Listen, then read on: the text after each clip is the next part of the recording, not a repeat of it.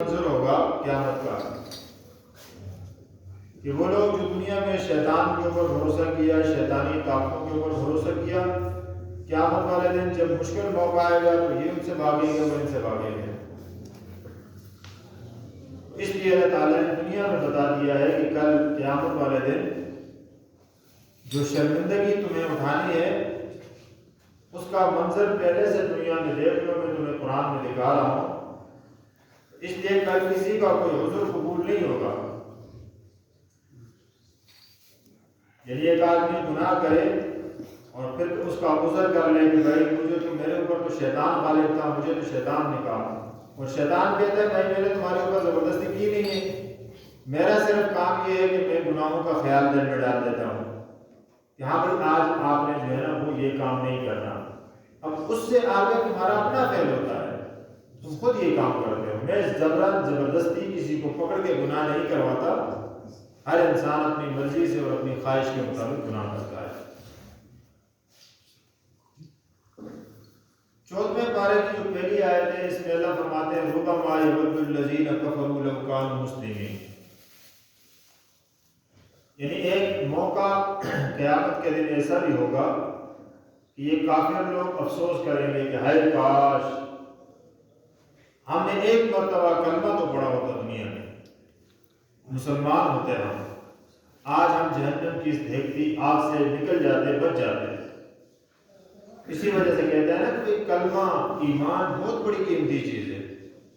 دنیا میں سونے چاندی جواہرات مال اور دولت زمین جائیداد سے بڑی قیمت جو ہے وہ قیمتی چیز وہ ایمان ہے۔ اس لیے جو آدمی ایمان کی حالت میں دنیا سے گیا تو گویا کہ وہ کامیاب ہو گیا، بھلے اس کے دونوں جیب خالی تھے، اس کے پھٹے پرانے کپڑے تھے، وہ غریب ہی کیوں نہ تھا، لیکن دل اس کا روشن تھا ایمان سے، دماغ اس کا روشن تھا ایمان سے، زبان اس کی تر و تازہ تھی خدا و رسول کے تذکروں سے۔ تو فرمایا کہ ایسا آدمی کامیاب ہو کے دنیا سے چلا گیا ہے، وہ کامیاب ہے، جیسا کہ رسول اللہ صلی اللہ علیہ وسلم نے فرمایا دنیا میں جو شخص آیا بولنا شروع کیا تو بھی وہ خدا کا نام لیتے ہوئے زندہ ہوا، اور دنیا سے جب جانے لگا فرشتے جب اس کے قریب آئے روح لینے لگے اس وقت بھی وہ کلمہ پڑھ کے ایمان کی حالت میں دنیا سے چلا گیا۔ فرمایا کہ جس کا پہلا اور آخری کلمہ لا الہ الا اللہ ہے وہ کامیاب ہو گیا۔ اس لیے ہم اپنے بزرگوں سے سنتے ہیں نا، وہ دعا میں کہتے ہیں کہ اللہ ہمارے ایمان کو سلامت رکھنا، ایمان بھری موت عطا فرمائے۔ اللہ تبارک و تعالی ہم سب کو بھی ایمان بھری موت عطا فرمائے۔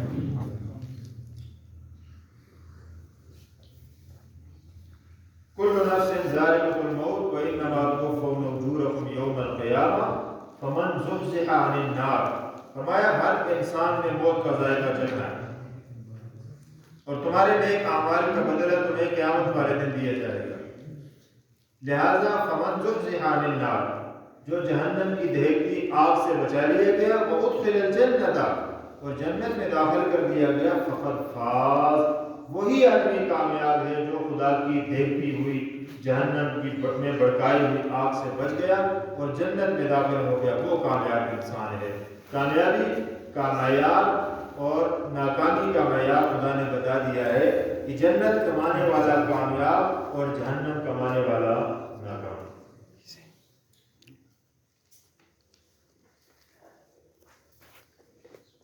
اللہ تبارک و تعالیٰ نے گزشتہ جو قومیں ہلاک ہوئی ہیں ان کی بستیوں کا ذکر کیا۔ نبی پاک علیہ الصلوۃ والسلام غزوہ تبوک کے موقع پر جب راستے میں قوم لوط کی بستی آئی، قوم لوط جس کو اللہ تبارک و تعالیٰ نے ان کے غیر فطری عمل کی وجہ سے تباہ و برباد کیا، آپ صلی اللہ علیہ وسلم جب اس کے قریب پہنچے تو صحابہ کرام سے کہا کہ ان کے گھروں میں، ان جگہوں میں خوف کی حالت میں روتے ہوئے، اللہ تعالیٰ سے ڈرتے ہوئے یہاں داخل ہو جاؤ۔ اور خود سرکار مدینہ صلی اللہ علیہ وسلم کی حالت یہ تھی کہ آپ اونٹنی کے اوپر سوار تھے اور آپ نے اپنے چہرے کو ڈھانپا ہوا تھا، چھپایا ہوا تھا کہ یہ وہ جگہ ہے، یہ زمین کا وہ ٹکڑا ہے جس کے اوپر اللہ کا عذاب اترا ہے، لہٰذا ایسی جگہیں جب آدمی ان کے قریب سے گزرے تو ڈرتے ہوئے اور خوف کی حالت میں گزرے، کہیں خدا کے عذاب کی پکڑ میں ہم نہ آ جائیں۔ اس لیے سیر و سیاحت کے لیے جو آدمی جاتا ہے تو کہیں ایسی جگہ، کہیں زلزلہ آیا ہو یا آسمانی بجلی گری ہو یا کوئی ایسا حادثہ ہوا ہو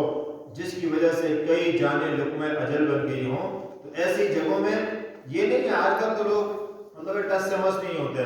جس جگہ میں جو ہے نا وہ کوئی زلزلہ آ گیا ہے یا کوئی ایسی آفات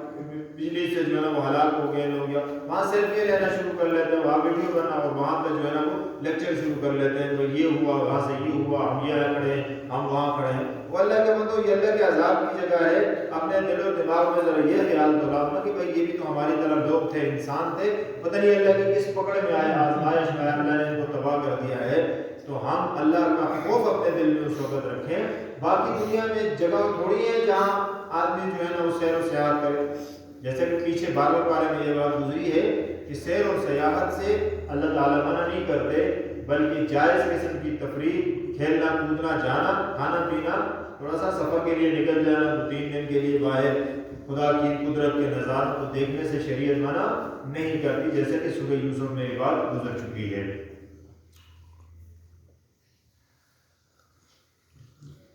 وَإِذَا بُشِّرَ أَحَدُهُم بِالْأُنثَىٰ ظَلَّ وَجْهُهُ مُسْوَدًّا وَهُوَ كَظِيمٌ۔ فرمایا کہ زمانہ جاہلیت کے بڑے جرائم میں سے ایک بڑا جرم یہ تھا کہ جب کسی کے ہاں بیٹی پیدا ہوتی، لڑکی پیدا ہو جاتی اور پھر اس کے باپ کو خبر دی جاتی کہ بھائی مبارک ہو، تیری بچی پیدا ہو گئی ہے،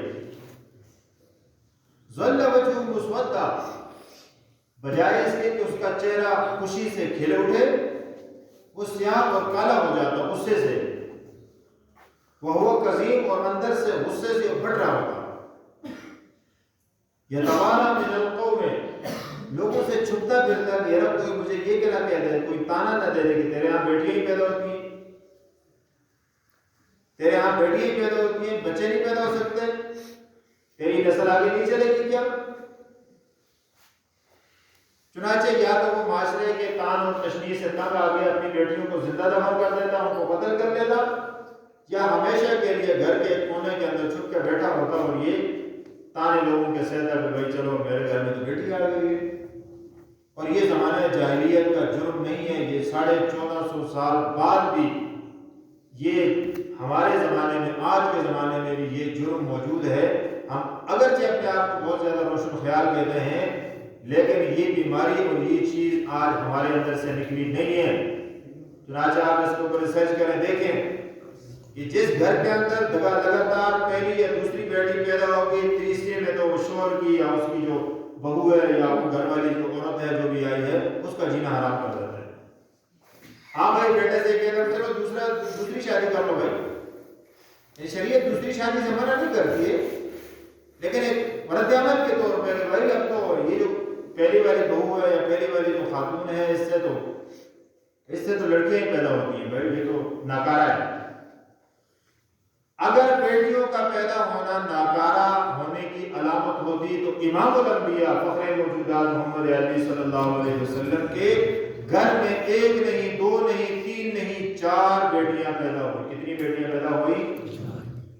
نبی علیہ الصلوۃ والسلام کتنی بیٹیوں کے والد تھے؟ سیدہ فاطمہ، رقیہ، ام کلثوم،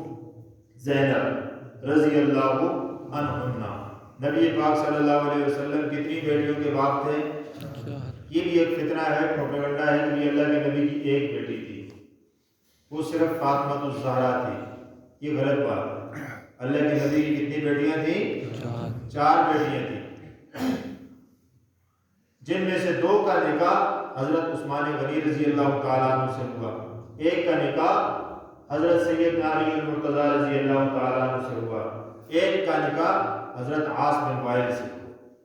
یہ 4 بیٹیاں رسول اللہ صلی اللہ علیہ وسلم کی تھیں۔ تو جو آدمی